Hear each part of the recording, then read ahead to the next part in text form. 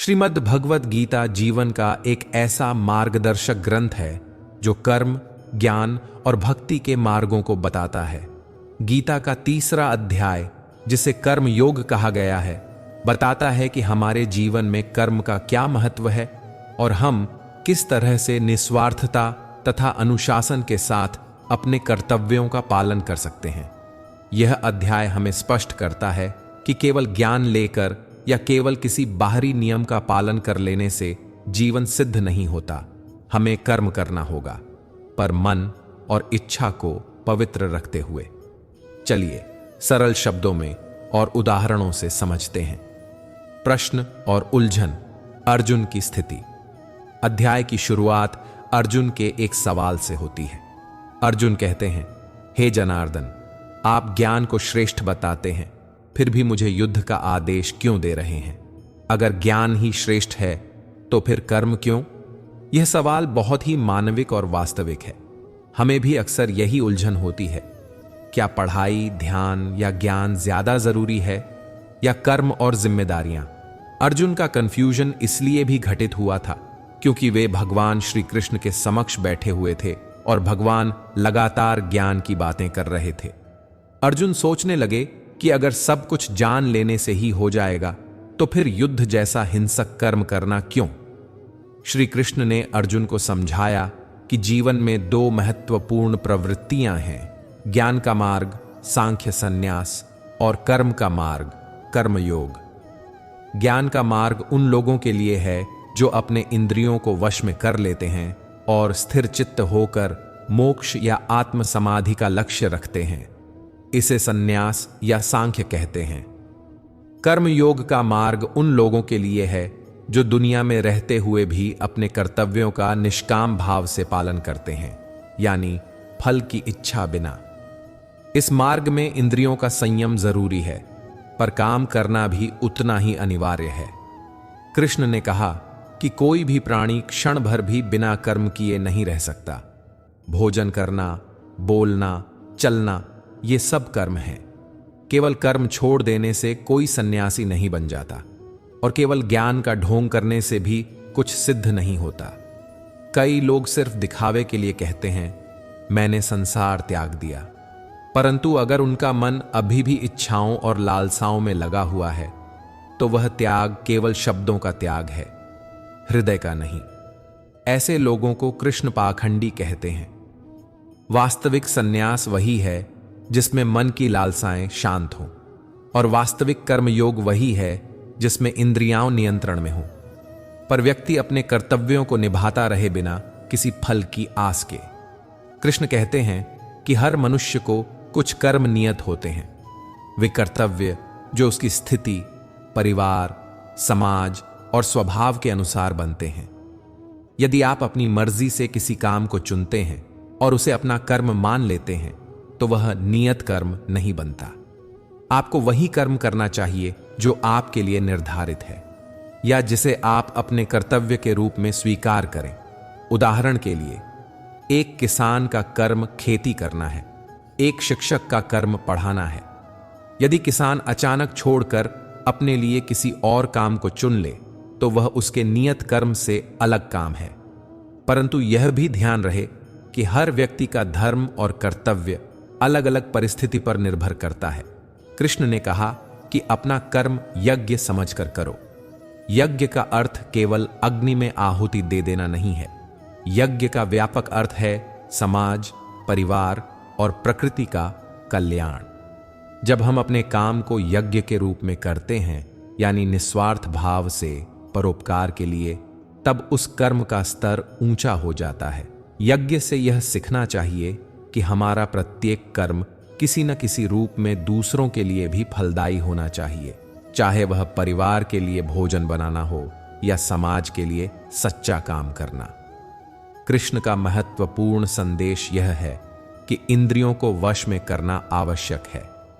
यदि इंद्रियां वश में नहीं हैं तो व्यक्ति किसी भी काम में संतुलन नहीं रख पाएगा। वह या तो आलसी होगा या वासनाग्रस्त। पर इंद्रियों का वश एक रात में नहीं आता। इसके लिए अभ्यास, सत्संग और आत्मनिरीक्षण चाहिए। इंद्रियों का वश होने पर व्यक्ति किसी भी प्रकार की बाधा से प्रभावित नहीं होता। वह अपने कर्तव्यों को पूरे लगन से कर पाता है, और जब वह कर्म करता है तो उसका शरीर और मन दोनों टिकते हैं। निष्क्रियता से न केवल व्यक्ति की आत्म प्रगति रुकती है, बल्कि उसका जीवन संकट में पड़ सकता है। गीता का सबसे सरल और महत्वपूर्ण सूत्र है, कर्म करो, फल की इच्छा मत करो। जब आप कर्म करते हैं परंतु फल की आस से मुक्त रहते हैं, तब आपका मन शांत रहता है और काम में आपकी ऊर्जा निर्मल रहती है। फल की चिंता मन को बांध लेती है और काम में बाधा डालती है। निष्काम कर्म करने से व्यक्ति पर ब्रह्म का प्रकाश होता है और वह कर्म उसके अहंकार और लोभ से ऊपर उठने लगता है। यह वही अवस्था है जहां कर्म साधना बन जाता है, काम पूजा के समान हो जाता है। कृष्ण ने यह स्पष्ट किया कि ज्ञान और कर्म दोनों जरूरी हैं। केवल ज्ञान होना पर्याप्त नहीं है और केवल कर्म करना भी अज्ञान का कारण बन सकता है। ज्ञान से मन को दिशा मिलती है और कर्म से जीवित समाज चलता है। दोनों का संयोजन ही मानव के लिए सर्वोत्तम मार्ग है। यही कर्मयोग है। जब आप अपने कर्म को यज्ञ मानकर करते हो तो उससे समाज में संतुलन और व्यवस्था बनती है। उदाहरण के तौर पर किसान की मेहनत से अनाज मिलता है, उस अनाज से लोग भोजन करते हैं। शिक्षक के पढ़ाने से समाज में शिक्षा आती है। डॉक्टर की सेवा से जीवन बचता है। यदि हर कोई केवल अपने लिए ही काम करे और फल की इच्छा करे तो समाज का चक्र टूट जाएगा। गीता यह नहीं कहती कि कर्मों का त्याग कर दो, बल्कि वह कहती है कि कर्म करना मत छोड़ो, पर कर्म के फल के लिए आसक्ति छोड़ो। यह बहुत बारीक अंतर है। कर्म करना जीवन का नियम है, पर जब आप सदैव फल के पीछे भागोगे तो जीवन का अर्थ खो जाएगा। कर्मयोग का मार्ग सरल नहीं है। इसके लिए निरंतर अभ्यास और मन की शुद्धि आवश्यक है। मन को बार बार वापस लाना, इंद्रियों को संयम में रखना और अपने कर्म को ईश्वर के नाम अर्पित करना, यह सब अभ्यास ही तो है जो कर्मयोगी बनाता है। कृष्ण ने कर्म से जुड़े कुछ सिद्धांत बताए। सच्चाई के साथ करो, अपने कर्तव्य को ईमानदारी से करो, बिना द्वेष के करो, किसी के प्रति द्वेष या जलन न रखो, निस्वार्थ भाव रखो, केवल अपने लाभ के लिए न करो, अनुशासन बनाए रखो, नियमितता और समय का पालन करो। कर्मयोग केवल बड़े देव कार्य करने से नहीं बनता। रोज के छोटे छोटे काम, समय पर उठना, घर की जिम्मेदारियां निभाना, माता पिता की सेवा, ये सब कर्मयोग के अंग हैं। इन छोटी आदतों का जोड़ ही बड़े चरित्र का निर्माण करता है। गीता में बताया गया है कि मनुष्य का सबसे बड़ा शत्रु उसकी खुद की इच्छाएं और क्रोध है। जब तक आप इन पर विजय नहीं पाते तब तक आत्म शांति कठिन है। इच्छा मन को खींचती है और क्रोध मन को भ्रमित कर देता है। इनको पहचानना और नियंत्रित करना ही कर्म योग का अभ्यास है। कर्म के परिणाम सदैव आते हैं, पर जब आप फल के बंधन से मुक्त हो जाते हैं तब परिणाम आपके ऊपर प्रभाव नहीं डालते। यह मुक्ति स्थायी नहीं कि आप कभी भी परिणाम न भुगतें, पर यह आप पर प्रभाव डालना बंद कर देता है। आप फिर भी कर्म का फल भोगोगे, पर वह आपके अहंकार और लालसा को खिलाने वाला नहीं रहेगा। कृष्ण बतलाते हैं कि कर्म को ईश्वर को समर्पित कर देना, यह कर्म योग की अंतिम कुंजी है। जब आप अपने काम को भगवान को अर्पित कर देते हो तब काम का बोझ हल्का हो जाता है। आपको काम का आनंद मिलता है और आप काम के प्रति कम आसक्त होते हो। ईश्वर समर्पण का अर्थ यह नहीं कि आप आलस्य कर दो, पर यह है कि आप कर रहे कर्म को ईश्वर की ओर समर्पित करके अपने अहंकार और फल की लालसा से ऊपर उठते हो। नीचे कुछ सरल और व्यवहारिक कदम दिए गए हैं जिन्हें अपनाकर कोई भी व्यक्ति कर्मयोग की ओर बढ़ सकता है। सुबह जल्दी उठो और कुछ समय शांति से बैठकर सांसों को महसूस करो। रोज अपने कामों की सूची बनाओ और उन्हें प्राथमिकता से करो। हर काम में ईमानदारी रखो, चाहे वह बड़ा हो या छोटा। फल की चिंता ना करो, बस अपना श्रेष्ठ दायित्व निभाओ। लोग तुम्हारे काम की आलोचना करें तो शांत रहो, सीखो, पर अपना लक्ष्य न छोड़ो। किसी भी काम का आरंभ शांत मन से करो और उसे ईश्वर को अर्पित कर दो। खाने पीने और आराम की आदतों में संयम रखो। इनसे इंद्रियों का नियंत्रण आसान होता है। मुश्किल समय में भी कर्म करना बंद न करो। स्थिरता ही सबसे बड़ी शक्ति है। दूसरों की मदद करते समय किसी पुरस्कार या मान की अपेक्षा न रखो।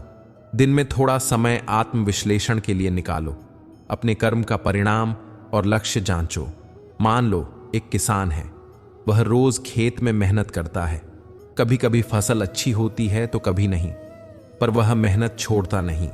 वह जानता है कि उसका दायित्व है अन्न उगाना। वह काम को यज्ञ समझकर करता है। कभी फसल खराब भी हो, पर उसने ईमानदारी और मेहनत से काम किया। यही कर्म योग है। किसी अन्य किसान ने वही काम केवल पैसे के लिए किया। वह फल की इच्छा से भरे मन से काम करता है और असफलता पर बहुत दुखी होता है। पहली स्थिति में किसान ने कर्म योग किया, दूसरी में उसने कर्म फल के पीछे अपना मन बांध लिया। आज के समय में भी गीता का संदेश उतना ही प्रासंगिक है। कार्यालय, घर, व्यापार, पढ़ाई, हर क्षेत्र में कर्म का महत्व है। जब आप अपने काम को निष्ठा और ईमानदारी से करते हो और फल की अपेक्षा कम रखते हो, तब आप तनाव और चिंता से बचते हो। आप अपने काम में मजा महसूस करते हो और आपका मन स्वस्थ रहता है। मित्रों, गीता का तीसरा अध्याय हमें यह सिखाता है कि कर्म करना जीवन का नियम है। कर्म से भागना संभव नहीं है, पर कर्म करते समय हमारा लक्ष्य शुद्ध और निस्वार्थ होना चाहिए।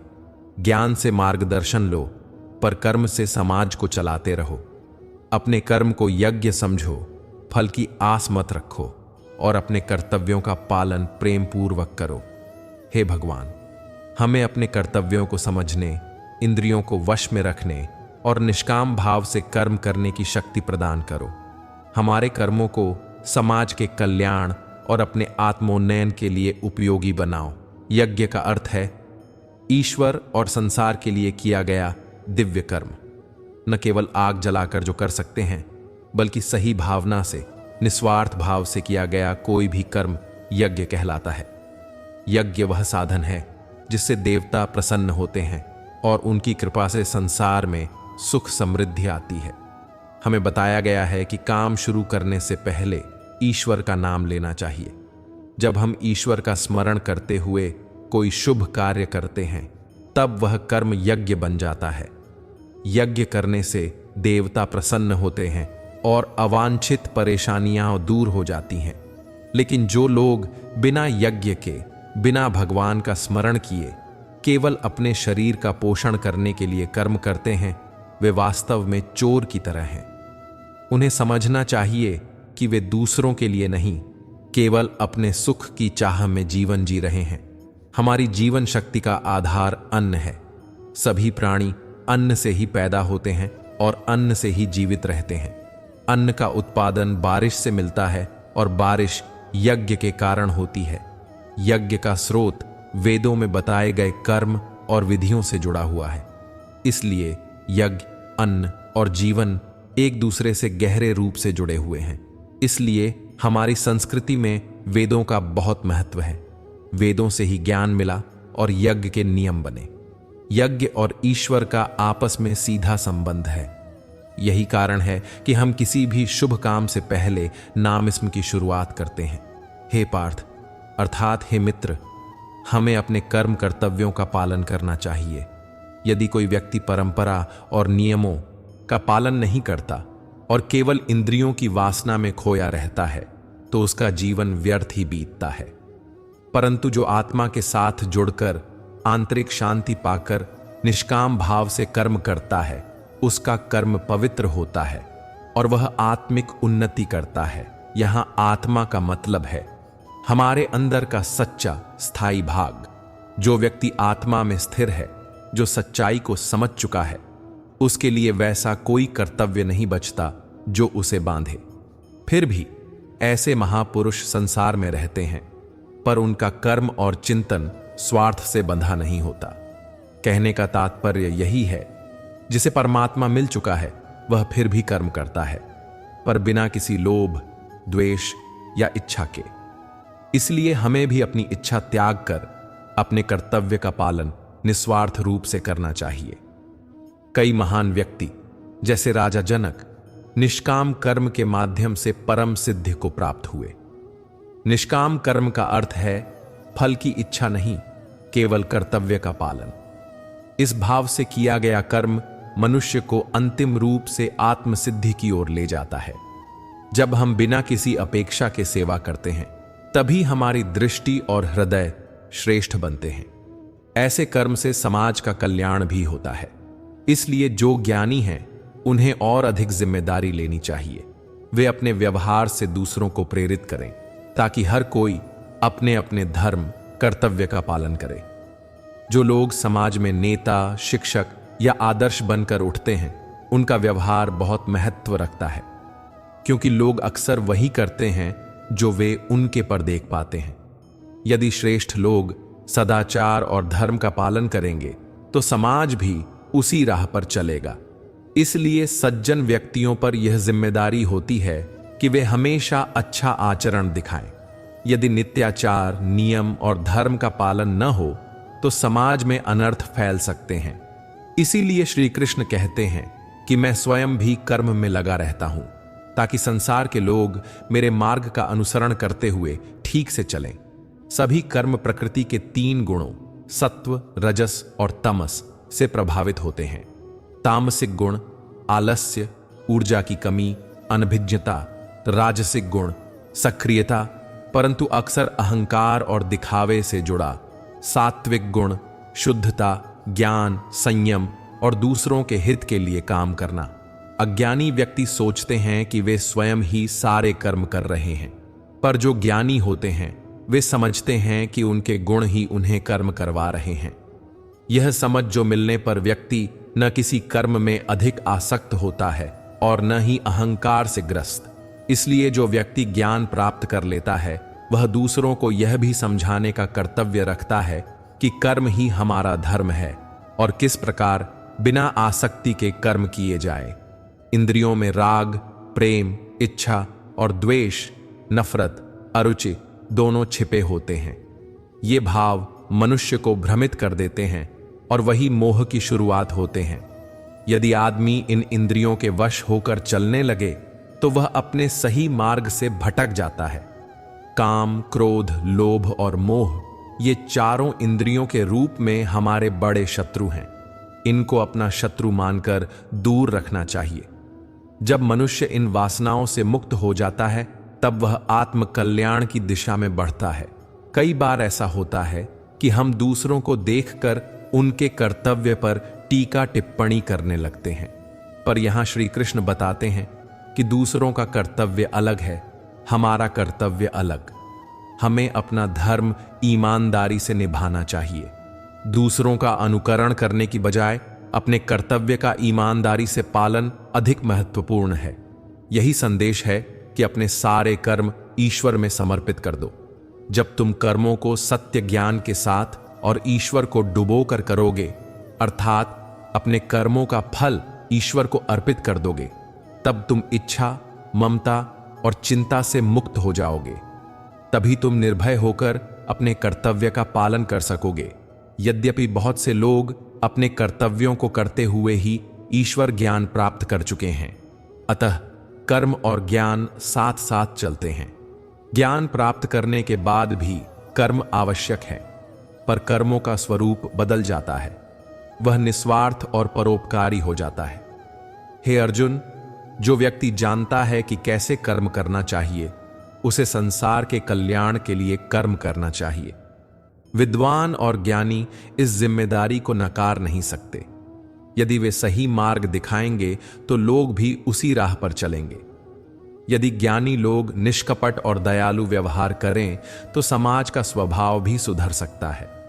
ज्ञानियों का दायित्व यही है कि वे अपने आचरण से दूसरों को सही मार्ग दिखाएं, ताकि लोग कर्तव्यनिष्ठ बने और असत्य, अहंकार तथा लोभ से दूर रहें। जब कोई व्यक्ति कर्म करता है और फल की इच्छा रखता है, तो वह कर्म के फल में बंध जाता है। पर जो अपने कर्म को निष्काम भाव से करता है और उन्हें ईश्वर के चरणों में अर्पित कर देता है, वह कर्मों के बंधन से मुक्त हो जाता है। यह सबसे बड़ा रहस्य है। कर्म करना बंद नहीं करना, पर कर्म करने का ढंग बदल देना। यदि कोई व्यक्ति भगवत ज्ञान के साथ कर्म करता है तो वह फल की चिंता के बिना समाज के कल्याण के लिए काम कर सकता है। यही मार्ग मोक्ष और आत्मशुद्धि का मार्ग है। जीवन में तात्कालिक सुख की चाह और स्थायी शांति, इन दोनों में फर्क समझना जरूरी है। तात्कालिक सुख अन्न, धन, प्रतिष्ठा से मिलता है, पर स्थायी शांति आत्मज्ञान, संयम और निष्काम कर्म से मिलती है। यदि हम केवल तात्कालिक सुख के पीछे भागेंगे तो अंततः दुख और असंतोष ही मिलेगा। पर यदि हम अपने कर्मों को सही दिशा में लगाएं और ईश्वर में समर्पित रखें तो स्थायी सुख अर्थात आत्म शांति प्राप्त हो सकती है। सुबह शुभारंभ में ईश्वर का स्मरण, किसी भी काम की शुरुआत भगवान का नाम लेकर करें। इससे मन का धैर्य बढ़ता है और कर्म पवित्र बनते हैं। निस्वार्थ भाव से सेवा करें, फल की चिंता किए बिना दैनिक कार्यों को करें। इससे मन हल्का रहेगा। इंद्रियों का संयम रखें, काम, क्रोध, लोभ और मोह से दूरी बनाएं। ज्ञान की ओर बढ़ें, वेद, शास्त्र और सही शिक्षाओं का अभ्यास करें, परंतु अपने जीवन में लागू करने का प्रयास भी करें। अच्छे लोगों का संग रखें, जिन लोगों का आचरण श्रेष्ठ हो उनसे सीखें और समाज में उनका अनुसरण करें। किसान जो दिन रात मेहनत करता है और अपनी फसल को भगवान के नाम से समर्पित कर देता है, वही असली यज्ञ करता है। गृहिणी जो अपने घर की सेवा प्रेम से करती है और बच्चे बुजुर्गों का पालन करती है, वह भी यज्ञ करती है। अधिकारी जो ईमानदारी से काम करता है और जनता की भलाई सोचता है, उसका कर्म भी यज्ञ है।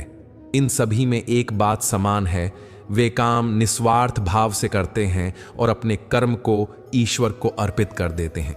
यही असली आध्यात्मिकता है। जीवन का सार है कर्म करना, पर सही तरीके से।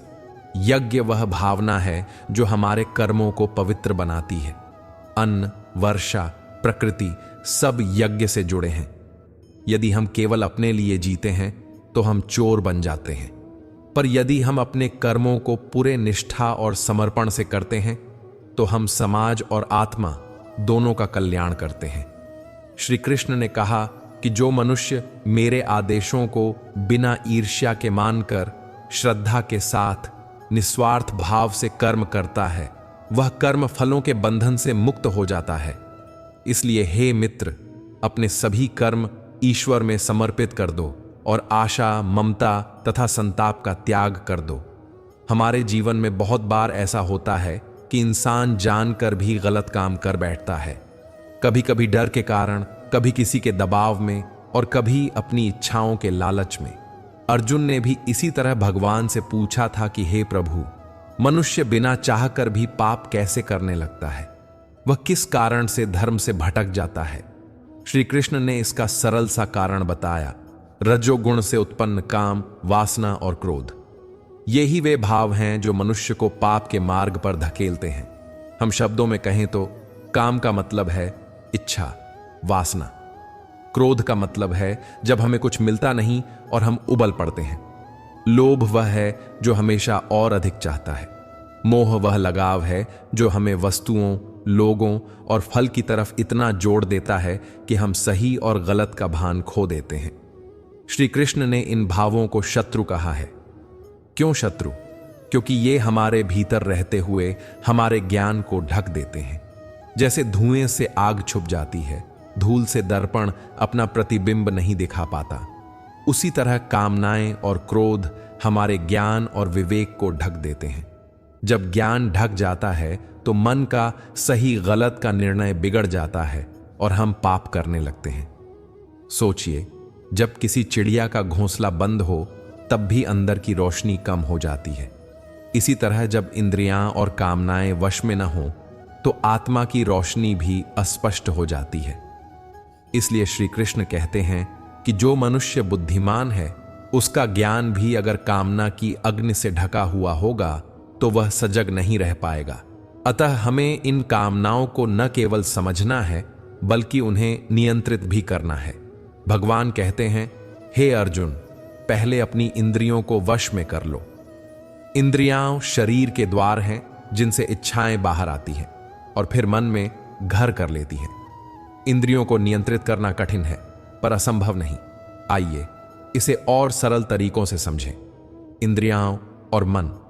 हमारी इंद्रियां दृष्टि, श्रवण, रसना, स्पर्श और गंध हमें बाहरी दुनिया से जोड़ती है। ये इंद्रियां मन को सामग्री देती हैं। मन उन चीजों पर तल्लीन हो जाता है जिसे इंद्रियां पसंद करती हैं।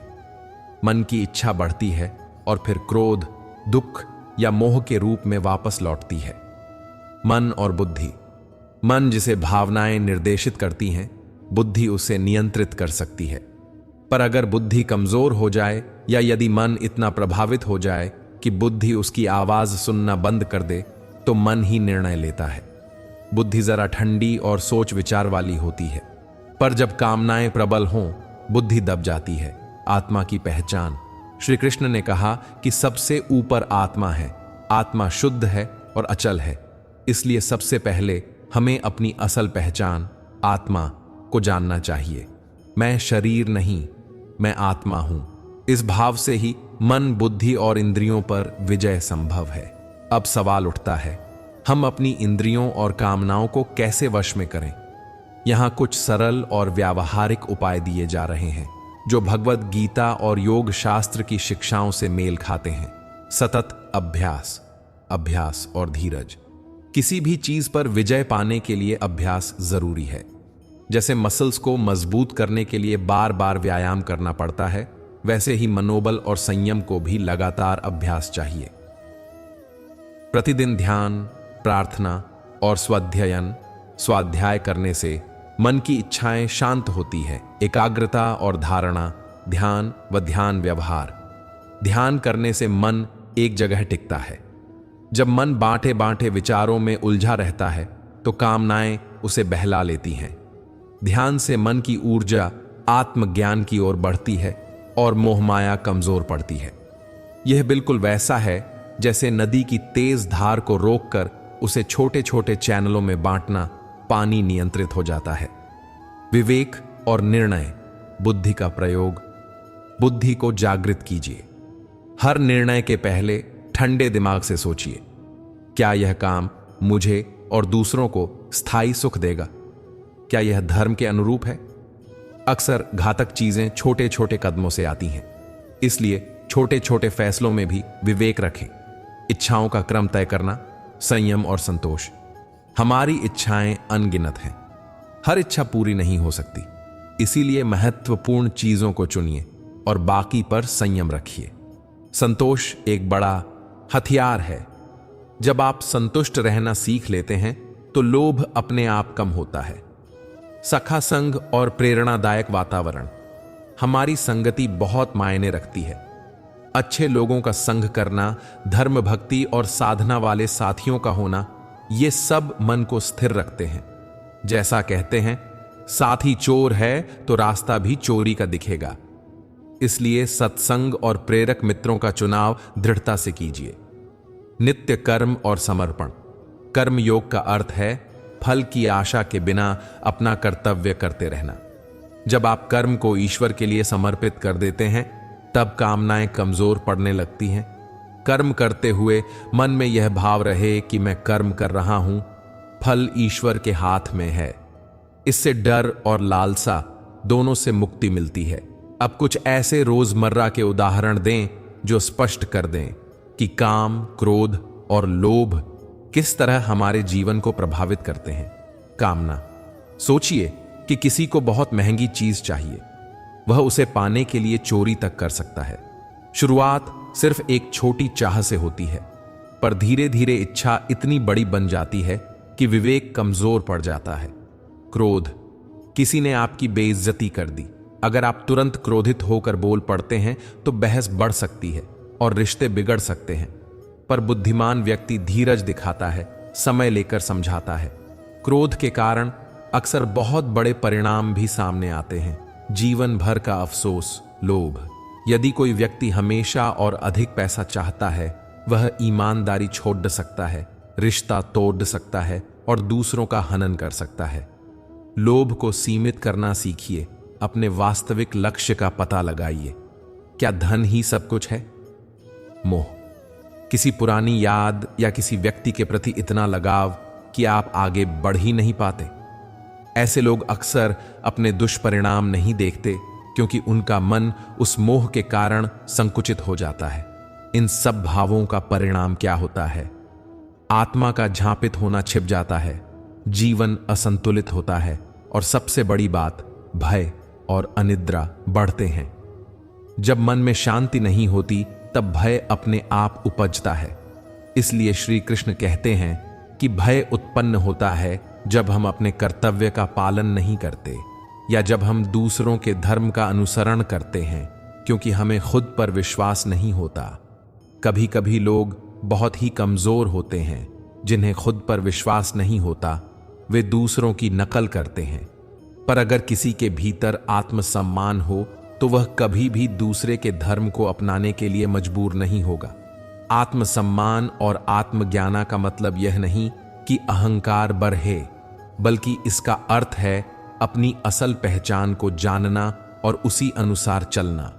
अब मैं आपको कुछ व्यावहारिक कदम बताता हूं जो आप आज से ही अपना सकते हैं। प्रतिदिन सुबह 10 से 20 मिनट का ध्यान रखें। यह बहुत कम समय है, पर इसका प्रभाव गहरा होता है। हर दिन कम से कम एक काम ऐसा कीजिए जिसे आप निस्वार्थ भाव से किसी के लिए कर सकें। इससे मन का अहंकार कम होगा। खान पान और निद्रा का सही समय बनाइए। अनियमित जीवन शैली से मनोबल कमजोर होता है और इंद्रियां नियंत्रित नहीं रहती। जब भी क्रोध आए, गहरी सांस लें, 10 तक गिनती करें और फिर बोलें। इससे दमन नहीं, पर संयम उत्पन्न होगा। अपने लक्ष्यों की सूची बनाइए। क्या मैं किस लिए जी रहा हूं? क्या मेरा उद्देश्य केवल सुख लाभ है या कुछ उच्चतर है? गुरु, सत्संग और धार्मिक ग्रंथों का सहारा लें। गुरु का मार्गदर्शन और सत्संग बहुत मदद करते हैं। श्री कृष्ण ने कहा कि मन इंद्रियों से श्रेष्ठ है, बुद्धि मन से श्रेष्ठ है और आत्मा बुद्धि से श्रेष्ठ है। इसका अर्थ यह है कि यदि हम क्रमशः ऊपर उठते रहें, इंद्रियों से मन को नियंत्रित करें, मन से बुद्धि को जागृत करें और बुद्धि से आत्मज्ञान प्राप्त करें, तभी हम कामनाओं के शत्रुओं पर विजय पा सकते हैं। आइए इसे एक सरल चित्र से समझते हैं। एक घर की तीर्थ यात्रा जैसा सोचिए। तलघर, इंद्रियां से छत, आत्मा। अगर तलघर गंदा होगा तो ऊपर तक सफाई का असर नहीं पहुंचेगा, पर अगर हम नीचे से ऊपर की ओर सफाई करते जाएं, इंद्रियों को नियंत्रण में रखते हुए, तो ऊपर की शुद्ध स्वतः बढ़ेगी। कर्मयोग का मूल संदेश यही है कि अपना कर्तव्य करते हुए बिना फल की आस के आत्मज्ञान की ओर बढ़ो। अपने भीतर के रजोगुणों, काम, क्रोध, लोभ और मोह को पहचानो, उनसे दूरी बनाओ और अपने जीवन में संयम लाओ। यह आसान नहीं है, पर संभव है और हर दिन थोड़ा थोड़ा अभ्यास करने से यह संभव हो जाता है। अंत में अर्जुन जैसा कोई भी व्यक्ति हो, यदि वह अपने इंद्रियों पर विजय पाले तो फिर कोई भी बाधा उसे धर्म करने से नहीं रोक सकती। इसलिए हे मित्रों, आज ही से प्रण कीजिए कि हम अपनी इंद्रियों को नियंत्रित करेंगे, हर दिन थोड़ी साधना करेंगे और अपने कर्मों को ईश्वर को समर्पित करके इस जीवन को धर्मपूर्ण बनाएंगे। अगर आपको यह पसंद आई हो तो कृपया कमेंट में जय श्री राधे कृष्ण लिखिए और हमारे चैनल को सब्सक्राइब कर दीजिए ताकि हम इसी तरह के प्रेरणादायक वीडियो लेकर आते रहें। जय श्री राधे कृष्ण।